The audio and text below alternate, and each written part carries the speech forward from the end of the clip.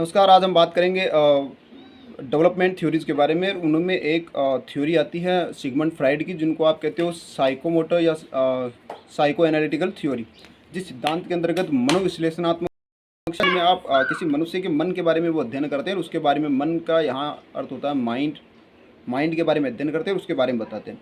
तो उन्होंने 3 पहलू अपनाए थे। उन पहलुओं के ऊपर उन्होंने अध्ययन किया और उनके बारे में बताते हैं। तो उन्होंने पहला लिया था स्थलाकृतिक या आकारात्मक, और जिसको आप कहते हो ट्रोपोग्राफिकल स्ट्रक्चर।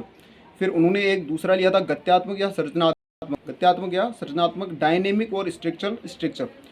और वो लेते हैं मनोलैंगिक संरचनात्मक यानी साइको सेक्सुअल डेवलपमेंट।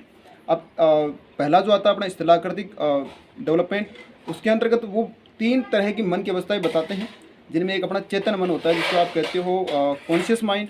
दूसरा होता है अपना अचेतन मन जिसको हम कहते हैं अनकॉन्शियस माइंड। और थर्ड होता है अर्धचेतन मन जिसको कहते हैं सबकॉन्शियस माइंड। अब देखो, चेतन मन की अवस्था ये होती है कि जब हम किसी कार्य को एक्टिव रूप में काम करते हैं उसको कहते हैं चेतन मन की अवस्था। जैसे आप कोई भी काम कर रही हो और पूर्ण रूप से करते हो तो उसको चेतन मन कहते हैं। जैसे हम अध्ययन करते समय कर लेते हैं, या और भी जो चीज़ें, जो काम हम एक्टिवली करते हैं वो सारे के सारे चेतन में आते हैं। खाना खाने का, पढ़ने का, लिखने का, जो सुनते हैं, जो भी कार्य हम करते हैं वो चेतन में आते हैं। सेकंड आता है अर्धचेतन, जिसमें जितनी भी स्मृतियाँ होती है वो समायोजित होती है।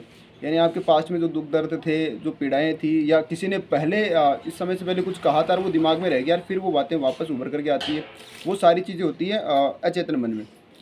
तीसरी कंडीशन होती है अर्धचेतन मन की, और अर्धचेतन में वो चीज़ें आती हैं जो कि आप कई बार याद करते हो उनको तो वो वापस याद आ जाती है। पहले आपने कभी याद की थी वो फिर भूल गए आप, लेकिन फिर आप अगर दिमाग पे स्ट्रेस डालते हो थोड़ा बहुत तो वापस से याद आ जाती है। तो उनको आप कहते हो अर्धचेतन की अवस्थाएं। इसी तरह फिर वो दूसरी बात करते हैं गत्यात्मक की। अब गत्यात्मक में उन्होंने 3 चीज़ें बताई थी।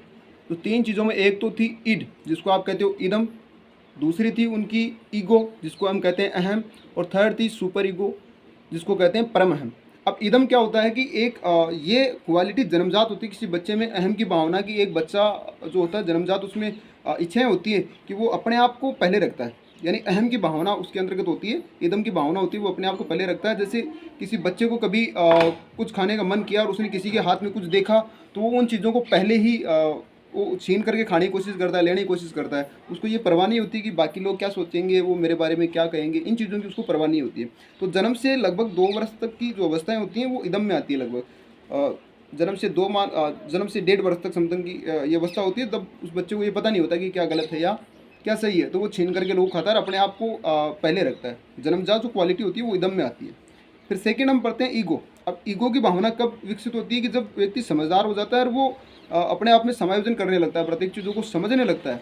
यानी सामाजिक जो क्रियाएं होती हैं वो आ जाती है आपकी ईगो में। जब भी आप कुछ करना चाहते हो कोई भी चीज़ें, तो आपको जैसे हम कहीं जा रहे हैं, कुछ चीज़ हमें पसंद आई, हम उसको मतलब लेने की इच्छा करें, किसी दूसरे की हो, तो ऐसा नहीं कि हम छीन करके ले लें, या तो हम उनसे रिक्वेस्ट करके लें, या फिर और कुछ हो सकता है लेके, है ना। तो ये संदेह की भावना जहाँ उत्पन्न हो जाती है, या समाज को पहले रख देते हैं, भाई अगर मैं ऐसा करूँगा तो समाज मेरे बारे में क्या सोचेगा, तो वो सारी की सारी आपकी ईगो में आ जाती है।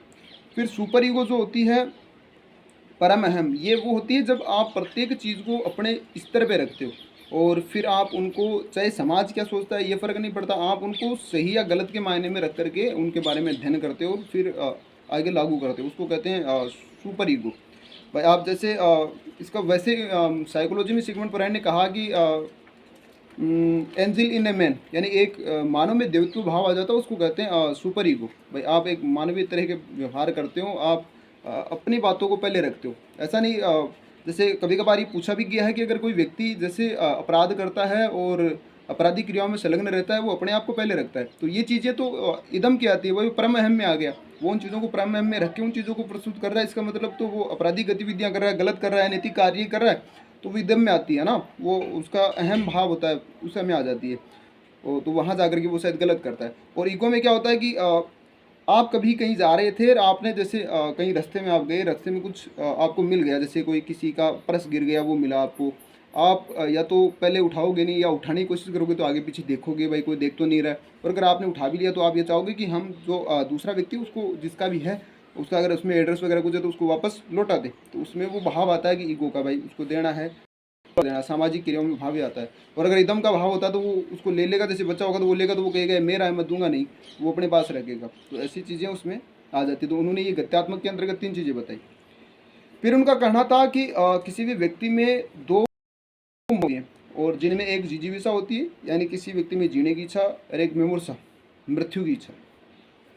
इसके अंतर्गत वो कहते हैं कि एक व्यक्ति में 2 तरह की 2 चीज़ें समायोजित करती है, 2 तरह की चीज़ें होती हैं। एक तो सम्मोहन की भावना होती है जिसको नार्सिसिज्म कहा जाता है, यानी एक व्यक्ति खुद को अपने आप को कहेगी कि मैं नहीं तो कौन बे, भाई मुझसे सुंदर कोई नहीं है, मैं ऐसा हूँ, तो वो अपने आप को परम रख लेता है। वहाँ एकदम की भावना नहीं आती, वहाँ नार्सिसिज्म आता है। तो उसमें सम्मोहन की भावना होती है, वो खुद से मोहित होकर के ये बातें कहता है, वो नार्सिसिज्म वहाँ लागू हो जाता है। और एक होता है कि 2 ग्रंथियाँ होती हैं, एक ओडिपस और इलेक्ट्रा। जब ओडिपस ग्रंथि लड़कों में होती है, जिसकी वजह से एक लड़का अपनी माता से अत्यधिक स्नेह करता है, वो ओडिपस ग्रंथि की वजह से होता है। और एक लड़की अपने पिता से अत्यधिक स्नेह करती है, वो इलेक्ट्रा ग्रंथि की वजह से होती है। ये चीज़ें सिगमंड फ्राइड ने बताई थी। दूसरी बात थी मनोलैंगिक संरचनाएं, साइकोसेक्सुअल जो डेवलपमेंट था, उसकी बात हम करेंगे अगले वीडियो। और यहाँ तक के लिए पर्याप्त। धन्यवाद।